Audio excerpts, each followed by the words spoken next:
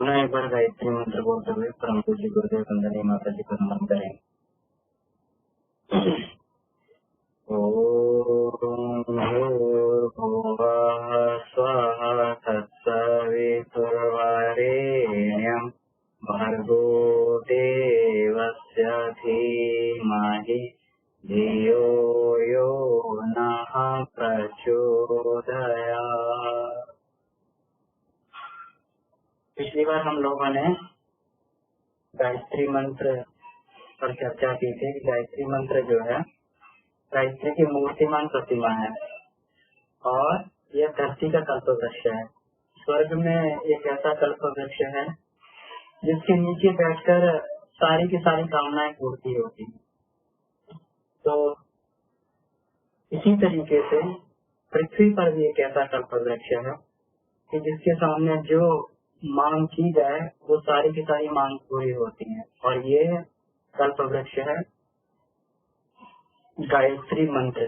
गायत्री ये कोई अतिशयोक्ति नहीं है कि इसको जो है इसी तरीके से कल्पवृक्ष बोल दिया गया। हम लोगों ने पहले जब मंत्र के विज्ञान की चर्चा की थी तो ये चर्चा की थी कि गायत्री मंत्र में इसमें इस तरीके से शब्दों को पिरोया गया है। जब हम लोग गायत्री मंत्र का उच्चारण करते हैं तो धीरे धीरे हमारे अंदर के 24 जो ग्रंथियां वो धीरे धीरे झंकृत होती हैं और उन झंकृत होने के बाद ग्रंथियों से इस तरीके की जो है एक संगीत, वैदिक संगीत बनता है और वैदिक संगीत पूरे के पूरे सृष्टि में चक्कर लगा के पुनः जो है अपना उद्गम स्थान वहां पर आ जाता है। तो पहले गांव में रहट हुआ करते थे तो रहट क्या करता था, रहट में छोटे छोटे जो है डिब्बे लगते थे।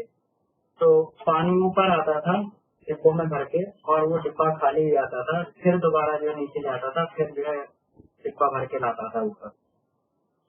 इसी तरीके से गायत्री मंत्र के जो 24 अक्षर है, 24 जब खाली डिब्बे जो है हमारे अंतःकरण से निकलते हैं तो पूरी सृष्टि में जो है 24 शक्तियों को, 24 सद्गुणों को भर के लाते हैं और फिर साधक के ऊपर उड़ेल देते हैं। धीरे धीरे जो है साधक में इस तरीके की अच्छाइयाँ विकसित हो जाती हैं कि उन 24 अच्छाइयों से जीवन में किसी भी संपदा को खरीदा जा सकता है।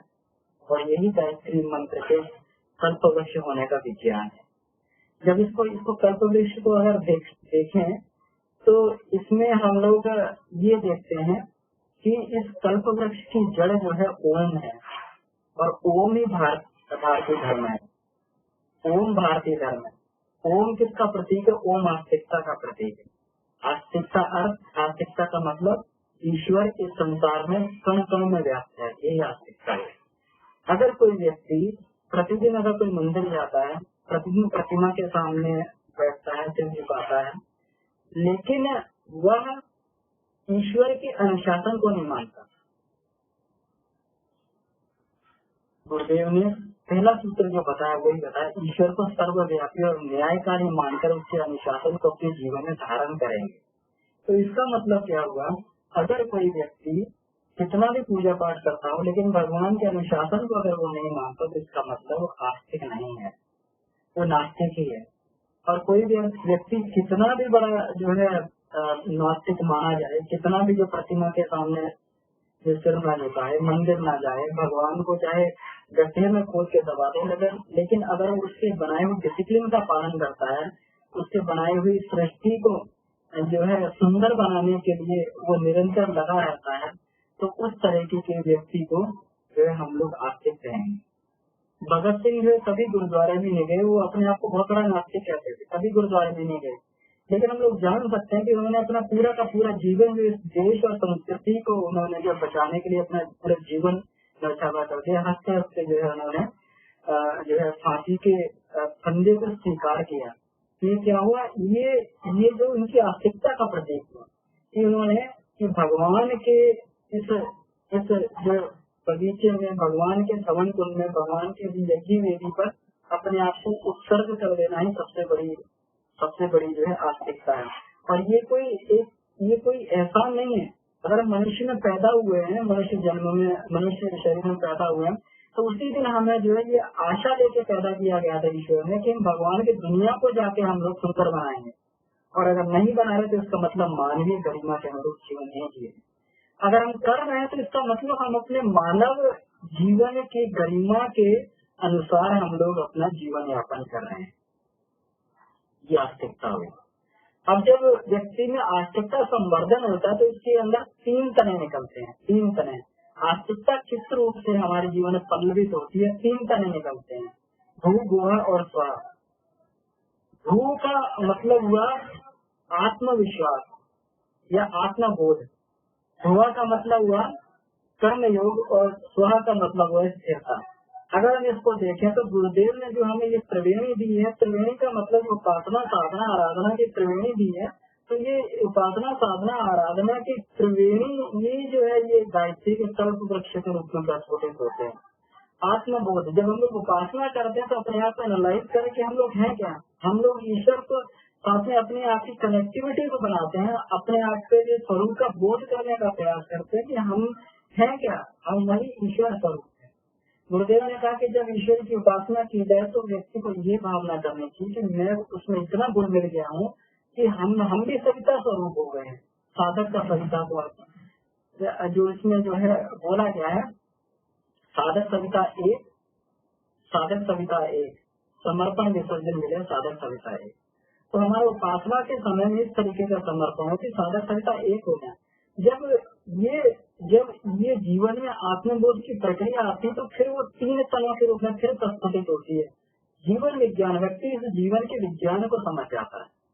इस जीवन तो आज हम 3 चीजों पर चर्चा करते हैं कि तत्, सवितु और वरेण्य का क्या अर्थ हमारे जीवन में होता है, कि किस तरीके से हमारे जीवन में पल्लवित और पुष्पित होता है। तो आइए देखते हैं इसको। तत् का मतलब है जीवन विज्ञान। जीवन विज्ञान मतलब ये जन्म और मृत्यु क्या है। वास्तव में देखें तो गुरुदेव ने एक इसमें सद्वाक्य लिखा है कि सूर्य जीवन में एक ही बार मरता है और काया जीवन में कई बार मरता है। प्राण के निकलने को ही मृत्यु कहा जाता है, प्राण के क्षरण को ही मृत्यु कहा जाता है। और जीवन में हम पता नहीं कितनी बार कितना प्राण का क्षरण करते हैं, कितना प्राण का क्षरण भोग में करते रहते। तो निश्चित रूप से हम लोग जो प्रतिदिन जो है अपना आत्मदाह करते हैं। जो व्यक्ति फांसी के फंदे को लगाकर जो है एक बार अपना प्राण समाप्त कर लेते हैं, केवल वही आत्मदाह नहीं है। आत्मदाह वो भी है जब हम अपने प्राणों को भोग विलास में अपने प्राणों को नष्ट करते हैं, और नष्ट करके जो है धीरे धीरे धीरे धीरे उस मृत्यु की तरफ तेज बढ़ने लगते हैं। तो वास्तव में शरीर को छोड़ना मृत्यु नहीं है, प्राण का क्षरण है मृत्यु, और प्राण का उपार्जन ही जीवन है। प्रतिदिन जब हम प्राण का उपार्जन करते हैं तो ये जो है प्राण का उपार्जन जो है जीवन रूप में हमारे अंदर ये पल्लवित होता रहता है, प्राण का उपार्जन।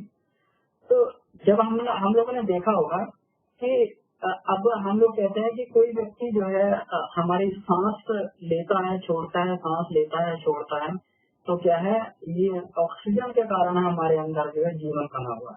लेकिन वास्तविक बात नहीं है। वास्तविकता यही कि प्राण का आवागमन हमारे अंदर बना हुआ है, इस वजह से हमारा जीवन है। प्राण के आवागमन के कारण ही ये सारी की सारी सृष्टि जो है हमारे शरीर के अंदर जो सारा का सारा ये सब कुछ चलता है। और प्राण का आवागमन इसलिए है कि आत्मा जो है उसमें जो परमात्मा रूपी आत्मा उसके अंदर बैठी हुई है, और परमात्मा रूपी आत्मा है तभी हमारा जीवन है, और ये आत्मा तो कभी नष्ट नहीं होती है। तो इसका मतलब ये है शरीर छूटने के बाद में भी जो है ये जो जीवन बना रहता है, ये जो सनातनता बना रहती है, हम लोग सनातन धर्मी बोले गए। तो सनातन धर्मी का मतलब अपनी आत्मा में विश्वास करने वाला, हम लोग सनातन धर्मी बोले गए हैं। तो जीवन मरण के विज्ञान को हमें समझना हो कि ये आत्मा कभी भी नष्ट नहीं होती, और प्राण के आवागमन से ही जो है ये आत्मा बनी रहती है, जीवन बना रहता है। और ये आत्मा जब शरीर को छोड़ देती है तब भी जीवन बनी रही, क्योंकि वही हमारा शाश्वत स्वरूप है। गुरुदेव ने मैं क्या हूँ पुस्तक में केवल और केवल यह बोध करवाने की उसमें बात कही है कि हम अपने आप को आत्मा समझ रहे हैं। अभी हमने अपने आप को शरीर समझते हैं, आत्मा समझते हैं। जब व्यक्ति अपने आप को आत्मा समझता है तो उसके सारे के सारे स्वार्थ फिर आत्मिक स्वार्थ में बदल जाते, सारे के सारे स्वार्थ जो है उसके जो है आत्मशोधन, आत्म परिष्कार और आत्म विकास होकर उसके सारे के सारे स्वार्थ उससे जुड़े आते हैं और व्यक्ति आत्मिक प्रगति की दिशा में तेजी से आगे बढ़ने लगता है। तो जीवन मरण की जानकारी आज ऐसे भी उपकरण उपलब्ध हैं वैज्ञानिक मेडिकल साइंस के पास में कि ऑक्सीजन का आवागमन उसी तरीके से बना रहता है, ऑक्सीजन का आवागमन इसी तरीके से बना रहता है, लेकिन मनुष्य फिर भी जीवित नहीं रहता है। क्यों? क्योंकि उसमें आत्मा को छोड़ के चलेगी। वेंटिलेटर पे अगर किसी व्यक्ति को लेटा दिया जाए तो कहते हैं कि वो मरा व्यक्ति भी सांस लेता रहेगा, तो इसका मतलब सांस का आवागमन उसमें चल रहा है, लेकिन आत्मा और शरीर को छोड़ के चलेगी। तो मतलब क्या था जिसके कारण जीवन बना हुआ था? आत्मा रहती थी जिसके कारण जीवन बना हुआ था, और आत्मा ही सही मायने में जीवन है। तो जो व्यक्ति इसको समझ जाता है कि मेरी कभी मृत्यु नहीं होगी, नयन सिद्धंति शस्त्राणि नयन दहति पावका, मेरी कभी मृत्यु नहीं होगी, आत्मा को नष्ट नहीं कर सकता, जीवन में किसी प्रकार उसको भय नहीं रहता है, जीवन में एक निर्भय स्थिति में बना रहता है। और ऐसा व्यक्ति जीवन में हर्ष और दुख के उन्माद से बचा रहता है, क्योंकि सारे के सारे कष्ट हमें जो है हर्ष और सारे के सारे जो है जो कष्ट होते हैं या सारे के सारे सुख के उन्माद होते हैं, ये केवल इस उन्माद को आवेश के कारण ही होते हैं। ये गुरुदेव ने इसको उन्माद बोला है। अब मान लीजिए कोई व्यक्ति जो है किसी को किसी वजह से दुख हो रहा है, दुख क्यों हुआ? क्योंकि दुख का मतलब उसको लगा कि मेरी कोई हानि हो गई, मेरा कोई स्वजन मुझसे बिछड़ गया, मेरी कोई पैसे की हानि हो गई है, मेरी कोई जॉब की हानि हो गई है। अगर इसको आत्मा की तरफ से जोड़ के देखा जाए, अगर आत्मा के साथ में जोड़ के देखा जाए तो वास्तविक रूप में हम देखें तो आत्मा की तो कहीं पे भी हानि नहीं हुई, क्योंकि वो आत्मा जो है न तो अपने साथ में पैसा लेके आया था, न अपने साथ में संबंधी लेके आया था, वो आत्मा अकेला ही पैदा हुआ था और वो जो है सारे संसार का वैभव उसे इसी संसार में प्राप्त हुआ। तो इसका मतलब लेके तो कुछ नहीं आया। और फिर जो है तो जब कुछ खोया नहीं तो फिर दुख किस बात का? जब कुछ खोया नहीं तो फिर हानि किस बात की? तो फिर दुख किस बात का? और फिर हर्ष किस बात का? क्या मिल गया? ये संसार में सारा का सारा जो है पहले से ही है, केवल मिला क्या? केवल जो है हमने उसको हस्तगत कर लिया, हस्तगत करके हम लोग कहते हैं कि हमने जो है ये हमको, और उसका भी जो है कोई उसका भरोसा नहीं है, क्योंकि मन जो है मन चंचल होता है, मन चलायमान होता है, किसी टिकता नहीं है। अगर आज हम लोग ये सोचते हैं कि घर गाड़ी और अच्छे कपड़े पहन के अगर जो हमें सुख मिल जाएगा तो क्षणिक मात्र सुख, क्योंकि आज अगर हमने एक घर ले लिया तो फिर कल को जो है ये भी रहता है कि आज हमारा जो है ये गांव में घर है तो एनसीआर में भी घर खरीद लिया, फिर जो है गुड़गांव में घर खरीद लिया, फिर दिल्ली में घर खरीद लिया, फिर जो है नोएडा में घर खरीद लिया। ये कामना कोई मरती नहीं है। तो इसका मतलब साध्य जो था साधन नहीं था, साध्य बना चीज थी जो प्रति क्षण जो है बार बार मनुष्य को ये याद दिलाती है कि तुम किसी खोज में यहाँ पे आए हुए हो, और वो कौन सी खोज होती है? वो केवल और केवल आत्मा की खोज होती है।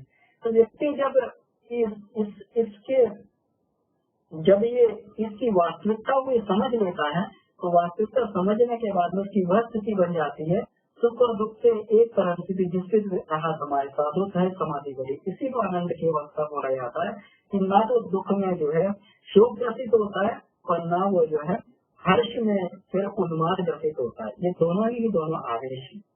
भगवान बुद्ध जो थे उन्होंने जो है एक बार भगवान बुद्ध जब सिद्धार्थ जब थे तो उन्होंने जो है व्यक्ति को किसी मरे हुए व्यक्ति को जाते हुए देखा।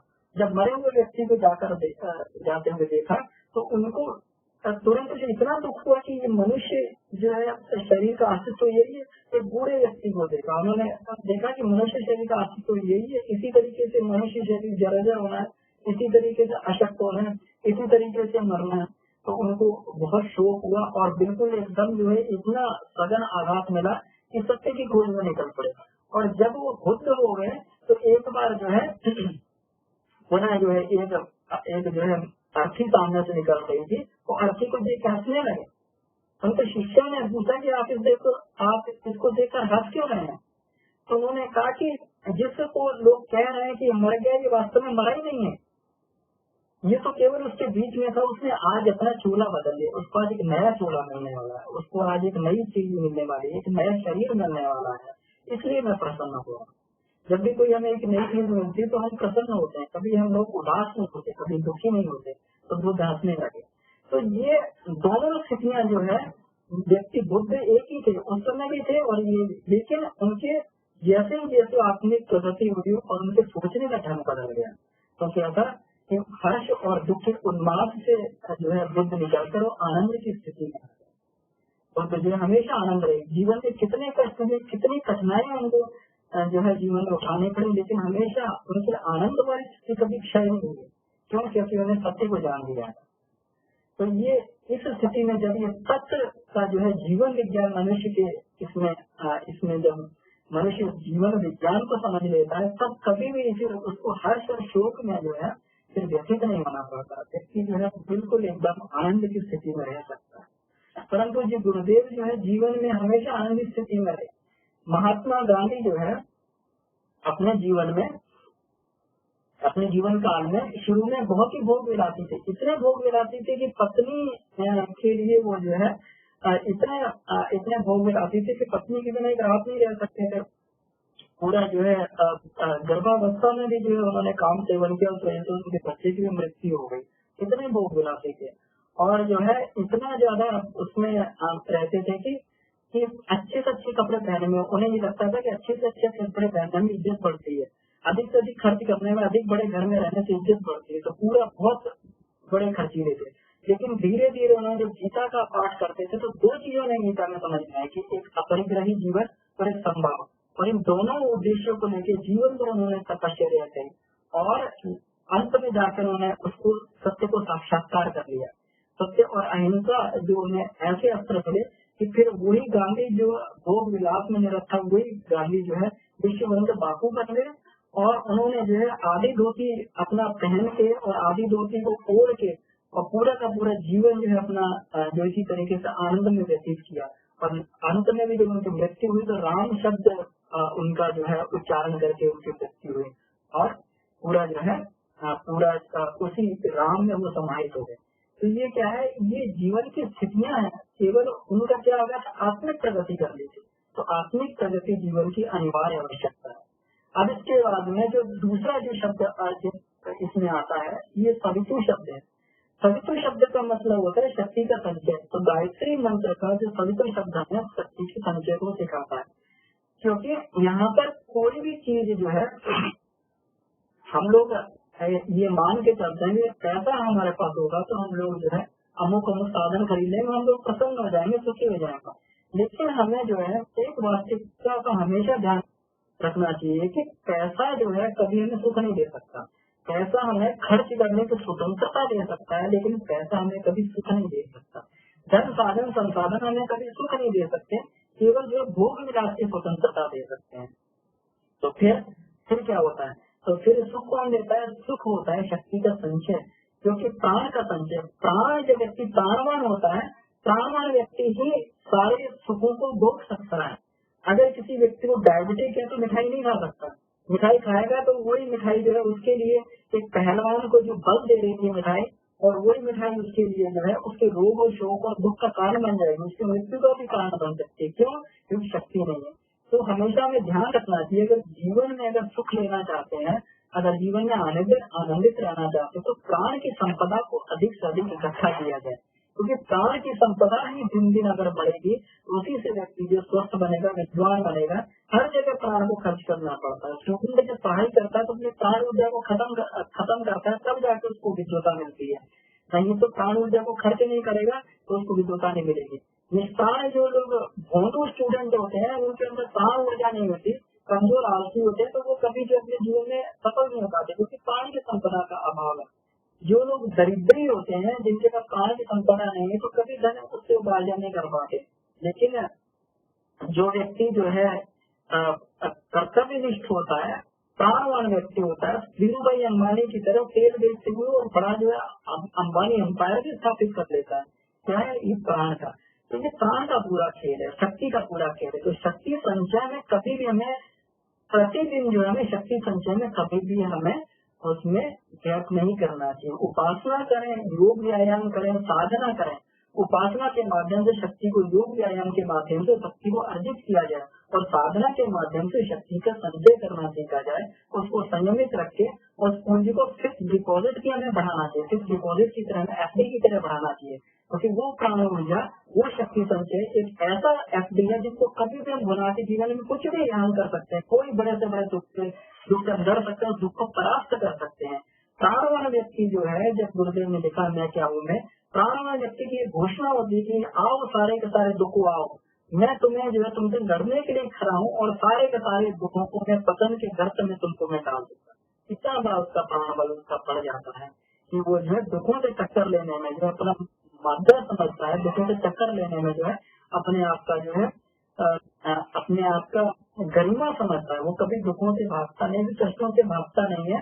और वही व्यक्ति जो है आगे चल के अपने लिए तो समाज के लिए भी जो है वो शक्ति संचय करके समाज के लिए भी अनिति के अंत के लिए वो लड़ता रहता है। गुरुदेव जीवन भर अनिति के अंत के लिए लड़ते रहे, क्योंकि प्राणवान व्यक्ति है, प्राण संपन्न नहीं होते तो अनिति से लोहा नहीं ले पाते।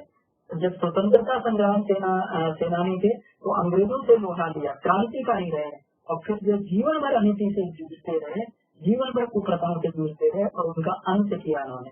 ये किस वजह से संभव हुआ? शक्ति संचय की नीति से संभव हुआ। इसका जो तीसरा अक्षर जो वर्ण है श्रेष्ठता का, तो इसमें ये कहा गया है कि श्रेष्ठता का अस्तित्व जो है परिस्थितियों में नहीं होता। परिस्थितियां कभी किसी व्यक्ति को श्रेष्ठ नहीं बना सकती। अगर किसी व्यक्ति के पास धन साधन संपदा तमाम है लेकिन उसका चिंतन निकृष्ट है, तो उसका जीवन आदर्शवादी नहीं है, तो सब कुछ होते हुए भी जो है वो श्रेष्ठता को अर्जित नहीं कर सकता। रावण के पास कुबेर की संपदा थी, कुबेर को गुलाम बना लिया था, सारी शक्ति की संपदा थी, लेकिन फिर भी जो है वो जीवन में श्रेष्ठ नहीं बन पाया। सब लोग उसको जीवित रहते हुए धिक्कारते रहे, मरने पर भी जो है उसको धिक्कारते रहे। आज जो है दशमी को विजयदशमी का पर्व है, तो आज भी हम लोग जो रावण को जलाते हैं केवल इस भावना से कि अपने असुरत्व को नष्ट किया जाए।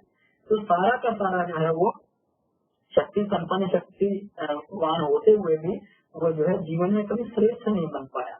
तो आदर्श पे चलना जीवन में जरूरी है। जीवन में कोई भी एक ऐसा आदर्श, गुरुदेव ने सैकड़ों आदर्श अपने जीवन में अपनाए, तो जीवन में कोई भी एक ऐसा आदर्श है, जीवन में कोई भी एक ऐसा आदर्श है जिस पर हमें जो है चलना चाहिए। कोई एक ऐसा आदर्श अपनाने की मैं बिना देश की शादी करूंगा, मैं ब्राह्मण के जीवन से रहूंगा, कोई भी एक ऐसा आदर्श जिसमें अपने आप को कठिनाई हो, और कठिनाई से चलकर अगर हमने उस आदर्श का पालन कर लिया तो जीवन भर व्यक्ति जो है उससे आनंदित रहता है कि हाँ मैंने जीवन में एक आदर्श पे चल के अपना जो है जीवन को सार्थक कर दिया, और उसका जीवन धन्य हो जाता है कि मैंने इस जीवन में आके मैं एक आदर्श पे चला, एक कठिनाई को मैंने उठाया, और ऐसी परिस्थिति में जहाँ पे सारा का सारा समाज, मेरे स्वजन, मेरे परिवार मेरे विरोध में खड़े थे, लेकिन मैं अपनी आत्मा की आवाज सुन के आदर्श पे चल पाया। तो विश्वास मान लीजिए कि जीवन भर हमें ये जो है अंतःकरण से संतोष देने वाली धारा बहती रहेगी कि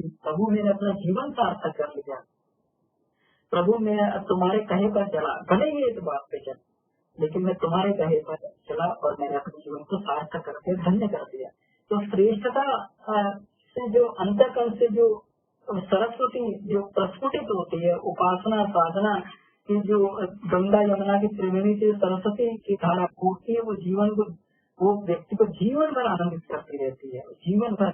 नहीं तो व्यक्ति को मरते समय जो है कहते हैं कि जब मोह माया का पर्दा हटता है तो उसको इतना दुख होता है कि मैंने किस उद्देश्य को लेकर इस जीवन को मैंने पाया था, और जो है इस जीवन को मैंने व्यर्थ गवा दिया। तो ये वरेण्य जो है हमें श्रेष्ठता की ओर बढ़ने के लिए, आदर्शों पे चलने के लिए हमें जो है हमेशा हमारा मार्गदर्शन करता रहता है। तो ठीक है, तो आज जीवन कक्षा को यहीं पर समाप्त करते हैं। अब सभी लोग साधक लोग हैं, तो हम लोग इसी तरीके से अपने जीवन में प्रगति करते रहें। प्रणाम भैया, धन्यवाद बहुत बहुत। इतना मतलब टाइम शॉर्टेज था फिर भी आपने आज क्लास ली, तो बहुत अच्छा है, धन्यवाद भैया। मुझे ना कुछ एक इम्पोर्टेंट टॉपिक डिस्कस करना था कि क्या हम कभी मतलब कॉलेज का कुछ था, मतलब कुछ अपॉर्चुनिटी मिल रही थी, तो अभी समय नहीं होगा, तो क्या हम कुछ दोपहर शाम को कुछ कॉल एक्सेप्ट कर सकते हैं क्या? मैं एक ब्रीफ बता देती हूँ 2 मिनट में सिर्फ। एक ना हमारे करिकुलम में मैं ऐसे जोशी बाबू जी से भी लेना चाह रही हूँ, इनको सबसे लेना चाह रही हूँ इस ग्रुप से, जिसमें ना हमारे ना इसमें करिकुलम में कम्युनिटी सर्विस ऐड हो रही है स्टूडेंट्स के लिए। मतलब जी उसमें ग्रेड मिलेगा उनको, और उनको 140 hours per year community service करनी है।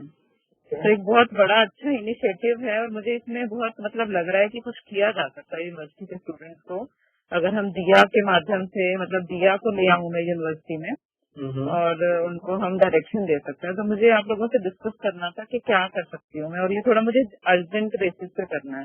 बिकॉज एक बार उन्होंने लॉन्च कर दिया, बाकी एक दो हमारे यहाँ है ग्रुप यूसी और एनएसएस, तो उनका नाम बच्चों को अगर आ गया मेल के उसके माध्यम से, तो वो बच्चे उन्हें को ज्वाइन कर लेंगे। तो मैं दिया को भी लॉन्च करना चाह रही हूँ यूनिवर्सिटी में अब कमिंग वीक में ही। तो मुझे वही इनपुट चाहिए थे, तो क्या कर सकते हैं, मीटिंग रख सकते हैं थोड़ी अभी आप लोग? बिल्कुल रख सकते हैं। सभी लोग अपना इनपुट दें। अगर हम लोग शाम को जो है, या क्योंकि इधर थोड़ा पूरा दिन कार्यक्रम है, तो अच्छा हम लोग पूरा दिन जो है हम लोग उसमें डिसाइड कर लें अपनी अवेलेबिलिटी के कारण। अपनी अवेलेबिलिटी कैसे कैसे रहेगी हमारी, तो हम लोग उस समय में रख सकते हैं। दीदी सब लोग बताएं कि किस समय में जो है हमारी उपलब्धता रहेगी, तो हम लोग डिस्कशन कर लेंगे एक बार।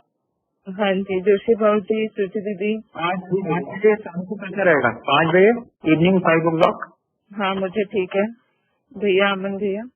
ठीक है दीदी, तो हम लोग इसमें ये करेंगे कि भले ही हम कहीं पे भी रहेंगे, तो उसमें जो है हम लोग मीटिंग भी ज्वाइन कर ही सकते हैं। नहीं, अगर आप बिजी हो 5 बजे भी आप बताओ भैया, लेट कर सकते हैं थोड़ा। इसमें सबका वो होना चाहिए, तो उसमें जो है हाँ जी, तो ऑनलाइन जो है, ऑनलाइन तो हाँ जी दीदी, क्या कह रही है? सोची दीदी, लेकर के 5 ठीक है मेरे लिए भी भैया। ठीक है ठीक है। तो ठीक है, तो हम लोग इसको 5 बजे से प्लान करेंगे।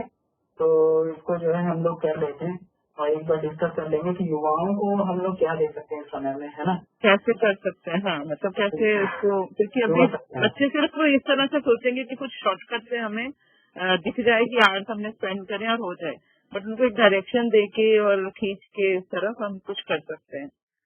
तो वो एक बार मैं विवेक भैया से भी बात कर लूंगी, अगर वो भी ज्वाइन कर ले। नहीं है ना भैया? आप मैसेज पोस्ट कर दीजिएगा, तो जिनको जिनको भी ज्वाइन करना होगा तो सब लोग ज्वाइन करेंगे। तो बहुत अच्छा एक इनिशिएटिव भी है, और हमें एक बहुत अच्छी अपॉर्चुनिटी भी मिल रही है, तो इसको क्यों करें। हाँ तो भैया मीटिंग सेट आप कर दोगे? हाँ, मीटिंग यही वाला लिंक दीदी अपन वो कर देंगे, इसी लिंक पर जो है हम लोग टाइम का कैसा रहेगा? टाइम वही 5 बजे का। अच्छा, मीटिंग सेट करना होगा ना, तो मैं इसको मीटिंग सेट कर देता हूँ। मीटिंग सेट करके इन्विटेशन भेज देता हूँ मैं, है ना? ठीक है, मैं भक्ति मैसेज मैं कर देती हूँ भैया, आप बस मीटिंग सेट करके भेज दें। ठीक है दीदी, तो मैं भी इसको पोस्ट कर दूंगा, तो हम लोग ये कर लेंगे। ठीक है, धन्यवाद भैया, धन्यवाद सबका। चलिए बहुत बहुत धन्यवाद दर्शक की सबको बहुत बहुत। हाँ जी, सबको आपको भी सबको प्रणाम। प्रणाम। मिलते हैं जी बिल्कुल, धन्यवाद। चलिए शांति पाठ एक बार। ओ शांति शांति शांति। सभी को बहुत बहुत धन्यवाद।